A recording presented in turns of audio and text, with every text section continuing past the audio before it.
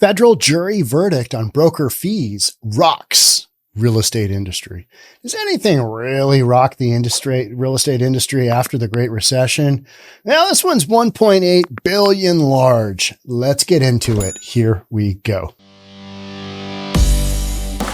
Federal jury in Kansas City on Tuesday found the National Association of Realtors, the NAR, and some of the largest real estate brokers in the country guilty of colluding to inflate real estate commissions. This is not all said and done. It is not over. The plaintiffs, the defendants, they're going to appeal. You're going to have this back and forth for years moving forward. What does it really change right now? Not necessarily anything, but it's a precursor of what might come down the road. So that's what you've got going on. National Association of Realtors has already taken a bunch of hits. Summit Properties Northwest is not part of the National Association of Realtors by choice. And that's because if you're either all in or you're all out, meaning if one agent, one broker wants to be part of the National Association of Realtors, the entire office has to opt in. And I've never been able to justify the, $700 a year in annual dues. I know that the National Association of Realtors lobbies on behalf of all brokers at the Washington, D.C. level. But I'm just not a trade association kind of guy. And so as the managing broker, I've always been like, no, we're going to opt out of that. So none of our brokers have to pay. So why does this lawsuit matter?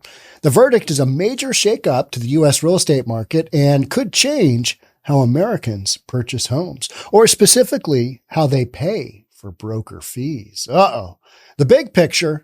The jury, after around 2 weeks of testimony from the plaintiffs and defendants, ordered the NAR and real estate franchises Home Services of America and Keller Williams to pay Home Services of America. That's Warren Buffett and Keller Williams. You know who that is, to pay $1.78 billion in damages to the sellers of more than 260,000 homes in Missouri, Kansas, and Illinois, the plaintiffs in the case. Did they actually do anything wrong? I don't think they did. This is one of those deals where if you want to sell your home on your own, you can do that. It's America. You have freedom to do something. You have freedom to hire somebody for less than what might be going rate in your market. You have the freedom to offer less to the buyer's broker who's coming in and cooperating on the deal. None of this is set in stone. This whole collusion thing, to me, it's kind of like, really look at the numbers. People just have an enormous, they just want to go after real estate brokers because they see that dollar number on their HUD statement when something closes and go, all they did was make a couple of calls and they went out to the property once and they took a few pictures and they charged me that. Well, did you get what you wanted for your house? Yeah, and I got more. Well, so you're paying for their expertise, aren't you? And that's what you're really paying for. You're paying for a career. You're paying for that person's knowledge that they've accumulated over years and years and years. And so if you want to go out and pay nothing, good luck with that. You can do that. So this lawsuit to me, it's like, okay, this is the first parting shot, right? 1.78. All right, let's see what the appeal process does. Let's see what, another court system says. See what happens. The case is just one class action lawsuit against the defendants, and the guilty verdict, if upheld, could spawn new legal actions in other states. Now, here in the Pacific Northwest, with the Northwest Multiple Listing Service, we've had a couple of things happen where you can offer $0 on the cooperating broker. Say you're the listing agent, you got your sign out in the property, you're selling it, it's on the market, your cooperating broker comes in. You can offer to pay $0 and then kind of negotiate out what that looks like. That's a thing. You can do that, right? You used to have $1 in there for reasonable consideration, just meaning money.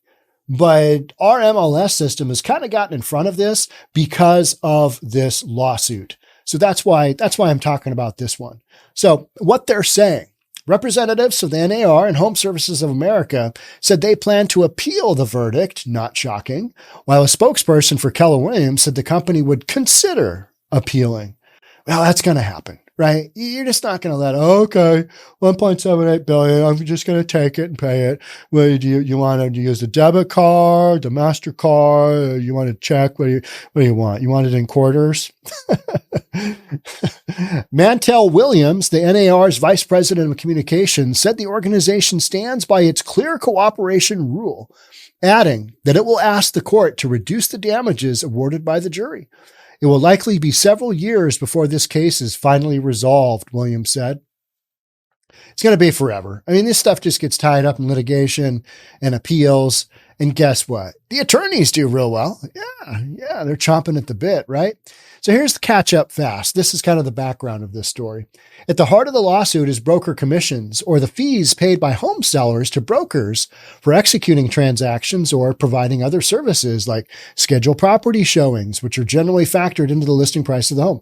That's what brokers get paid for, right? Get a lockbox in there. And if you have a seller that wants you to go out and check out the home each time it's shown, then you do that. You know, there's all kinds of other stuff that go into bringing a property to market. You got to do a competitive market analysis. You got to look at comparable sales. You got to factor in, all right, well, let's get the prelim title going. Let's get some photos taken. Let's get some video taken, coordination with other professionals. Let's open up prelim title. Let's talk about maybe where we want to do escrow, all of this stuff. Maybe we get a building inspection, a pre-inspection. We got to, pay special attention to where we price this bad boy, because if we price it just right, we might get those multiple offers. That is what you're paying for in these commissions. It's not just, guy or gal going out there. Yeah, let's put it on the market. Specifically at issue is the seller's fee payments to the buyer's realtor. Now let's talk about the term realtor. If you are not a member of the National Association of Realtors, you cannot use that word. That is a trademarked word with the capital R. Only realtors who pay dues to the NAR can use that. So as Summit Properties, we do an 80-20 split, $10,000 cap currently. That's going to get moved up, but no desk fee. And we're not part of the National Association of Realtors on purpose, because my brokers don't want to pay those fees. They don't see the value. That's just kind of where we sit. So the rule requires sellers to include a fee to the buyer's agent when listing a home. The fee offer is visible to the buyer's agent, but prospective buyer agents usually do not get access to them. The buyer doesn't get access to them. That's kind of proprietary information on the MLS listing. Everybody knows that it's somewhere between 5 and 6% split between 2.5% to the listing side, 2.5% to the other side, to the buyer's agent side. And so each side's maybe getting 2.5%, maybe 3% on a higher end property. Maybe it's, 2%, 1.5% on, 5-6 million, something like that. It's kind of a sliding scale, but it's all negotiable, right? To a certain extent, it's negotiable, and it's negotiable between the seller and the seller's agent, whoever they represent to list them. Real estate agents generally must become members of the NAR, one of the largest trade associations in the U.S., to gain access to most local real estate databases. Not true. We don't have to here. We're not members. Just not a thing. Zoom in. Let's get closer and look up on this. The plaintiffs argued that the rule effectively creates a conspiracy that artificially drives up home prices, as agents can steer their clients to properties that offer compensation. I don't think that's true. It's just, I've been doing this forever. And you've always got options. It's not like, okay, there's the 3 properties. They all have selling office commission of 3%. Which one do you want? There's a lot more to it than just real estate commissions going into this equation. So the rule, they argued, requires sellers to pay inflated commission rates at closing, potentially by tens of billions of dollars annually. You pay what you want, right? You're not coerced into doing anything. You can sell the property yourself if you want. I just don't buy that. I don't buy that logic. It doesn't make any sense to me. Americans paid over $85 billion in residential real estate commissions in 2020, according to the Department of Justice, which previously investigated the NAR for violations of antitrust laws. So part of my issue with this is Summit Properties, the brokerage that I own, we're not NAR affiliated. So all that stuff to me is just like, do whatever you want. But there's a lot of brokerages out here who are free from those encumbrances. And you might have older brokers who have, pitched the whole NAR thing to their clients for years and years and years. And if that is something that you rely upon to bring in business, that's your thing. I'd say go for it. Keep going down that road. If it works for you, great. But you're paying a lot of money for something that may not have the value that it once had. That is kind of my thought. By the numbers, after news of the jury's decision broke, real estate stocks dropped on Tuesday, particularly for those online real estate companies like Redfin. Zillow dropped 7%. Open Door fell by 9%. You're just going to have a bunch of companies that are like, oh, yeah, this isn't good.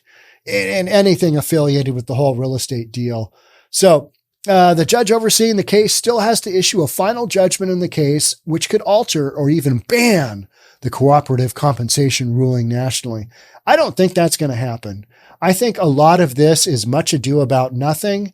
I think this will get tied up. I think some jurisdictions will be impacted. I think some impact areas will be more impacted than others. This verdict was for, 3 states? I think it was 3 states that, Missouri, Kansas, and Illinois. All right. Is this going to reach its way to the Pacific Northwest? Our MLS is already prepared for implications of this lawsuit. We've got attorneys working that stuff out, right? Does this have major impact to us here locally? Well, not at least for a couple of years. And even then, in my opinion, and I might eat my words, I don't think this has a huge impact one way or the other. This is like so many other things where, we're going to have a bunch of meetings with the MLS. We're going to talk about it. People are going to fret about it. I don't know. This could be the thing that changes everything. And then what happens? Remember when we did that? Yeah. What happened with that? Nothing. Weird. But industry experts on this one are saying this could be the big one. This could be the one that really has an impact on business. All right. Let's see it. Bring it, right? I mean, that's all you can do. In the meantime, just do your thing. Work on getting those listings. Work on procuring those buyers. Buyer's agency agreement, that is going to become something that down the road, and we'll talk more about that. That's going to be something that everybody's going to need to do. And I don't think it's a terrible thing. It just means that agents that once didn't use a brokerage agreement with their buyer agreement are now going to have to work through that. Hey, how do I pitch that to a buyer? You'll figure it out. I mean, and if you don't, well, then you don't know any business and then you get out of the industry. That's how this works. All right. That's it for me on this one. Thought I'd give you a quick update. Hope you enjoyed it. Hit that like button, hit that subscribe. Going to be doing some more videos in this kind of content. Thanks so much for being here. I'll catch up with you in the next one. Bye for now.